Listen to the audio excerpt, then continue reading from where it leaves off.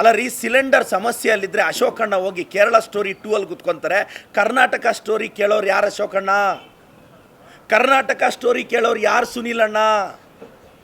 ನಿಮಗೆ ಪ್ರಿಯಾರಿಟಿ ಇಲ್ಲ, ಜನರ ಬಗ್ಗೆ ಕಾಳಜಿ ಇಲ್ಲ, ಐಡಿಯಾಲಜಿಕಲಿ ಫೈಟ್ ಮಾಡೋಕ್ಕೆ ನಿಮಗೆ ಬರ್ತಾ ಇಲ್ಲ. BJP ಅಂಧ ಭಕ್ತರೇ, ವಾಟ್ಸಪ್ ಯೂನಿವರ್ಸಿಟಿ ಸಂಸ್ಥಾಪಕರೇ,